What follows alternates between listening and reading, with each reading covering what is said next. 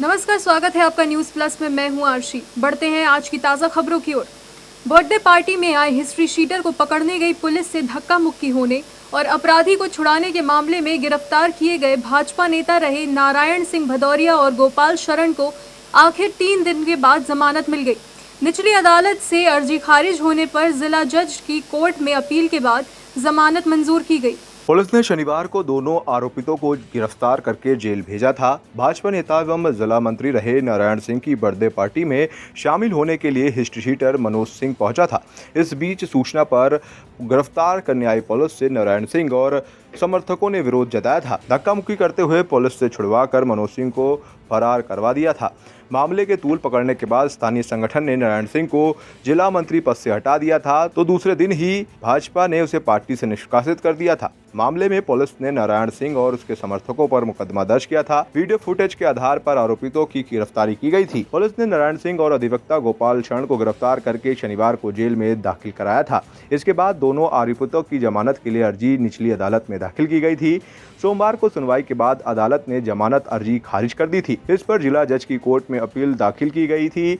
मंगलवार की सुबह जिला जज की अदालत में सुनवाई के बाद दोनों आरोपितों को जमानत 25-25 हजार रुपए के बेल बॉन्ड दाखिल करने के आदेश के साथ मंजूर की गई है। नारायण भदौरिया की बर्थडे पार्टी में शामिल हुए हिस्ट्री शीटर मनोज सिंह को जब पुलिस पकड़ने गई तो लगातार पुलिस पर हमला करने का जो मामला सामने आया था, मनोज सिंह को भगाने का मामला सामने आया था, उसको लेकर के जमानत की जो याचिका दी गई थी उसको लेकर के कल भारी संख्या में पुलिस बल यहाँ पर कचहरी के पास में मौजूद भी था, लेकिन कल किन्हीं कारणों से उनको जमानत नहीं मिली थी। आज अधिवक्ता होने के कारण नारायण भदौरिया और गोपाल शरण चौहान को जमानत मिल गई है। 25-25 हज़ार के बॉन्ड पर, बेल बॉन्ड पर साइन करके ये जमानत दी गई है। अभी जेल से रिहाई बॉन्ड के बाद में हो जाएगी, भरने के बाद में। फिलहाल आज की सबसे बड़ी खबर यही है कि उन लोगों को जमानत मिल गई है। हालांकि नारायण भदौरिया को बीजेपी ने अपनी पार्टी से हटा भी दिया है। अब देखना ये होगा कि कानून किस तरीके से इन पर शिकंजा कसता है, किस तरीके से बड़ी कार्रवाइयाँ अब आगे इस प्रकरण में होती हैं। कैमरा पर्सन वीरेंद्र सिंह के साथ अब्दुल गुप्ता, न्यूज़ प्लस, कानपुर। शासन की प्राथमिकता में शामिल प्रथम कॉरिडोर के आईआईटी से मोतीझील स्टेशन तक मेट्रो का ट्रायल 30 नवंबर से शुरू होगा। इसके लिए पहली ट्रेन सितंबर और दूसरी अक्टूबर में आएगी, लेकिन चुन्नीगंज, परेड, बड़ा चौराहा से होते हुए मेट्रो बनाने का प्रारंभिक कार्य अभी प्रारंभ हो चुका है। देखिए report. Uttar Pradesh metro rail corporation limited के प्रबंध निदेशक कुमार केशव कुछ दिन पहले आईआईटी मेट्रो स्टेशन का निरीक्षण कर चुके हैं। चुनाव से पहले मेट्रो चलवाने पर जोर देते हुए प्रबंध निदेशक कुमार केशव ने कहा है कि आईआईटी से कल्याणपुर स्टेशन तक निर्माणाधीन मेट्रो ट्रैक का कार्य जल्द से जल्द पूरा करें। आपको बता दें कि शासन की प्राथमिकता में शामिल प्रथम कॉरिडोर के आईआईटी से मोतीझील स्टेशन तक मेट्रो का ट्रायल 30 नवंबर से शुरू होगा। इसके लिए पहली ट्रेन सितंबर और दूसरी अक्टूबर में आएगी। लगभग 9 किलोमीटर लंबे इस सेक्शन में पहले चरण में 8 ट्रेनों का संचालन होगा। मेट्रो के कॉरिडोर 1 और 2 के लिए कुल 49 ट्रेनों की जरूरत है। इनमें से कॉरिडोर 1 पर 29 और 2 पर 10 ट्रेनों के संचालन की योजना बनाई गई है, लेकिन आईआईटी से मोतीझील तक 9 किलोमीटर के प्राथमिकता सेक्शन के लिए कुल 8 ट्रेनों की जरूरत है। सभी ट्रेनें दिसंबर के मध्य तक कानपुर पहुंच जाएंगी। जो आज जो विजिट है वो बेसिकली अब हमारा सिविल वर्क्स तो आप देख रहे हैं कि धीरे धीरे हम लोग कंप्लीट करते जा रहे हैं। डिपो भी बहुत तेज़ी से रेडी हो रहा है और अब मेरे सारे सिस्टम कॉन्ट्रैक्ट्स आ गए। सिस्टम का मतलब है ट्रैक कवर ऑलरेडी चल रहा है, ट्रैक्शन अब शुरू होने जा रहा है, अब सिग्नलिंग शुरू होगा, टेलीकॉम है, फेयर कलेक्शन, उनका सारे रूम्स हैं, उनके सारे इक्विपमेंट हैं। तो आज का जो मेरा इंस्पेक्शन था वो सिर्फ इस रेस्पेक्ट में था, मैं ये देख रहा था कि वो सिस्टम कॉन्ट्रैक्ट्स कितने मोबिलाइज होते जा रहे हैं। इससे वो सारे लोग यहाँ पर हैं और जो उनको हमसे सिविल कॉन्ट्रैक्टर से चाहिए या हमारे इलेक्ट्रिकल मैकेनिकल कॉन्ट्रैक्टर से चाहिए वो चीज़ हम उनको प्रोवाइड करें ताकि वो लोग जल्दी जल्दी अपना काम करें। और मैंने पूरा देखा है, आईआईटी कानपुर, कल्याणपुर ट्रैक भी देखा, डिपो मैंने अपना पूरा ऊपर तक जाके सारा देखा है और मैं कहूँगा कि बहुत तेज़ है। मैं आपको ये बताऊंगा, देखिए पहले ग्रीन इनिशिएटिव्स जो सारा जो रेन वाटर हार्वेस्टिंग है वो आपने देखे होंगे हमारे वायाडक्ट के अलोंग हम सारा रेन वाटर हार्वेस्टिंग कर रहे हैं हर ऑल्टरनेट पीयर पे, ताकि जो रेन वाटर आएगा वायाडक्ट के थ्रू जो ब्रिज के नीचे आएगा वो सारा ग्राउंड में चला जाए। स्टेशंस पे इन एनी केस है, हमारे अपने सीवेज ट्रीटमेंट प्लांट हैं, अपने एफ्लुएंट ट्रीटमेंट प्लांट हैं, जिनसे कि हम उनको बिल्कुल प्रॉपरली कोई भी चीज़ डिस्चार्ज होने से पहले प्रॉपरली ट्रीटेड है। इसके अलावा जो एनर्जी हमारी आप देखेंगे सब कुछ 100% LED लाइटिंग है। ट्रेन्स के अंदर फीचर्स हैं कि जब वो ब्रेकिंग होती है तो जो रीजनरेटिव ब्रेकिंग कहलाती है कि जब वो ब्रेक होगी तो जो हीट जनरेट होती है वो हमारी सिस्टम में फीड हो जाएगी, जिससे वो अगली गाड़ी में यूज़ की जाएगी। और मैं आपको बताऊंगा, हम लोगों ने लखनऊ में जब ट्रायल किया था तो हमारा करीब 34% रीजनरेटिव ब्रेकिंग है। मतलब आप समझिए 1/3 एनर्जी हम अपनी ट्रेन के लिए, पिछली वाली ट्रेन के लिए जनरेट कर चुके होते हैं ऑलरेडी। फिर सोलर पैनल्स हैं जिनको हमें करना होगा। अभी हम उस पर एकदम से आगे नहीं बढ़ पाए हैं। स्टेशन के जो प्लेन रूफ्स हैं उनमें हम करेंगे, और लखनऊ में जैसे हमने वर्कशॉप के ऊपर किए हुए बिल्डिंग्स के ऊपर, वो भी यहाँ भी करेंगे। तो अभी हम एक बार इसको कमीशन कर लें, फिर हम इस पर सोलर पैनल्स पे लेंगे। उसी कड़ी में अब परेड बड़ा चौराहा पर भी मेट्रो का प्रारंभिक कार्य शुरू हो चुका है। सड़कों की खुदाई करके अंडरग्राउंड तारों को देखा जा रहा है। बताया ये भी जा रहा है कि बड़े चौराहे पर बने फुटपुल को भी जल्द से जल्द हटाया जा सकता है। तो यहाँ पर लगातार कानपुर शहर में जो मेट्रो का कार्य है वो तेजी से प्रारंभ हो चुका है। हम इस बड़े चौराहे पर खड़े हुए आप देख सकते हैं कि यहाँ पर ये खुदाई का कार्य जो है वो शुरू हो चुका है। यहाँ अंडरग्राउंड मेट्रो जानी है चुन्नीगंज से होते हुए, परेड चौराहा होते हुए, बड़े चौराहे से होते हुए यहाँ नएगंज तक का ये पूरी मेट्रो है जो जानी है, जिसका कार्य प्रारंभ हो गया है। ये पुल जो आप देख रहे हैं हमारे पीछे, इसको भी तोड़ दिया जाएगा।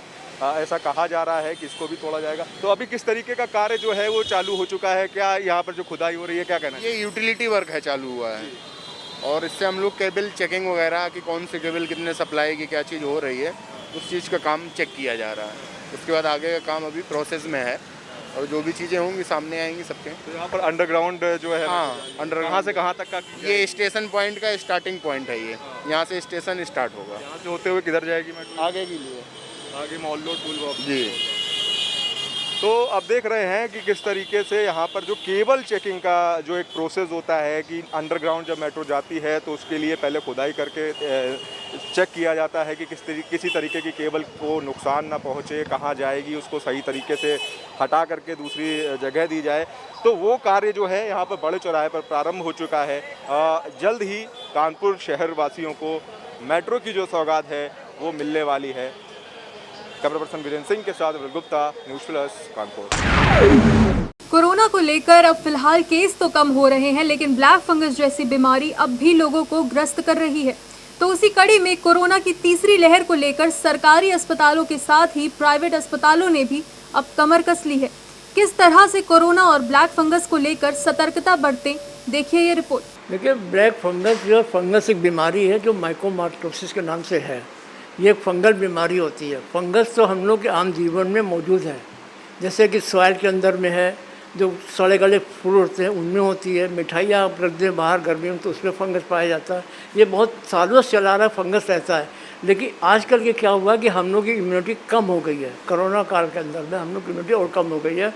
तो जब भी कोई वीक होता है तो दुश्मन उसके ऊपर हावी होता है।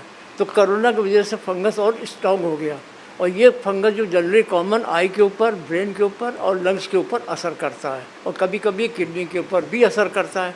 तो ये बीमारी को कंट्रोल करना बहुत ज़रूरी होता है, नहीं तो ये जानलेवा, कभी कभी 50% केसेस में बीमारी जानलेवा होती है।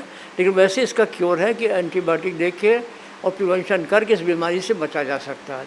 इसका बचाव का तरीका ये है कि हम, जैसे कोरोना में है कि हम मास्क पहने, खेतों में कहीं जाएं, गार्डन में कहीं जाएं तो हम हाथों में ग्लव्स पहने, लॉन्ग बूट पहने, क्योंकि इन्फेक्शन कॉन्टैक्ट से भी होता है। ये एक दूसरे कॉन्टैक्ट से भी होता है। अगर आपको फंगस है, अगर हम कॉन्टैक्ट आप आ जाए तो हमको चांसेस कि हो सकता है ये। तो हम हमेशा मास्क पहने, जब भी खेतों तो जाए तो ग्लव्स पहन के जाए, पूरे माह के कपड़े पहने और लॉन्ग बूट पहने, ताकि खेतों में जो फंगस होता है वो आपके पैरों में लग के आपके बॉडी में ना आने पाए। तो अगर घाव का खुला होगा पैरों का तो फंगस उसमें बढ़ जाएगा, वो जाके बॉडी के ऊपर असर करेगा आपका। तो बचाव का तरीका एक ही है, मास्क, इन्फेक्शन को बचाना है, डिस्टेंस बनाना है आपको, मास्क कायदे से मास्क पहने तरीका ये, नाक भी आपकी ढकी होनी चाहिए। ये नहीं कि हम नाक खोल दें और ढकी नहीं हो हमारे यहाँ, तो उससे इन्फेक्शन हो जाए, क्योंकि इन्फेक्शन जो नाक के थ्रू जाता है ये। तो नाक भी ढकी होनी चाहिए हमकी, और डिस्टेंस बना के रखें, और रेगुलर हैंड वॉश करें अपना, और अपना कोरोना के बचाव के लिए वैक्सीनेशन ज़रूर लगवाएं। फीवर तो कॉमन चीज़ है, कोई वैक्सीन जैसे पोलियो वगैरह हम लगाए या डिप्थीरिया वगैरह वैक्सीन हम लगाते हैं, उसमें भी फीवर आता है। तो ये बड़ा कॉमन सी चीज़, इससे डरना नहीं चाहिए।